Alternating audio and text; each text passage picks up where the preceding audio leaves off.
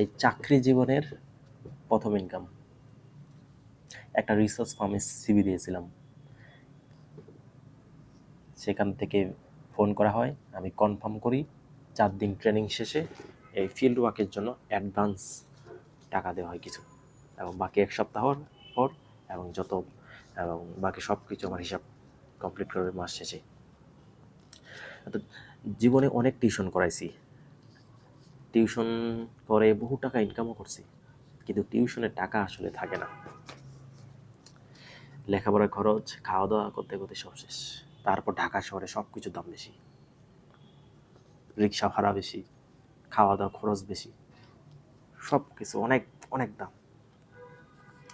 এই গ্রাজুয়েট শেষে, অর্থাৎ আমার কিন্তু গ্রাজুয়েট শেষ হয়েছে, অর্থাৎ কিন্তু এখন আমাদের পরীক্ষার রেজাল্ট আসেনি।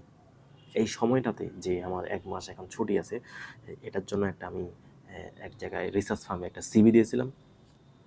সে ভাগ্যে লেগে গেছে, সেখান থেকে ফোন করার পর জয়েন করি সেখানে। আর সেখান থেকে অ্যাডভান্স টাকা আমায় দেওয়া হয়েছে, 10,000 টাকা অ্যাডভান্স দেওয়া হয়েছে, এবং আমি আর কিছু টাকা দিয়ে একটা লাগেজ নিয়েছি। যেহেতু আমাদের হচ্ছে রিসার্চ ফার্ম, এর ফিল্ড ওয়ার্ক করা লাগবে, এই ফিল্ড ওয়ার্কের জন্য মূলত ডাটা কালেকশন করা লাগে, তার জন্য আমি লাগেজ নিয়েছি।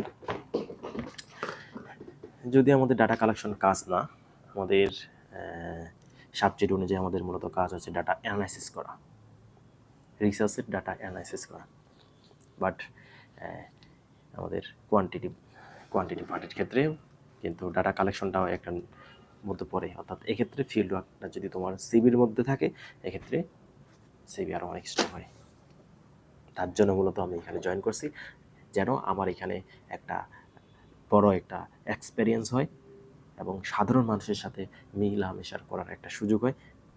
যেহেতু আমি নিজেই একজন সাধারণ নিম্ন মধ্যবিত্ত ফ্যামিলি থেকে আসা, সুতরাং আমি জানি যে আসলে মানুষ কী ধরনের সমস্যায় ফেস করে। সুতরাং আমার যেটা মনে হয়, আমি যদি এই কাজের জন্য যে জয়েন করছি, এটার জন্য আমি ভালো করতে পারবো।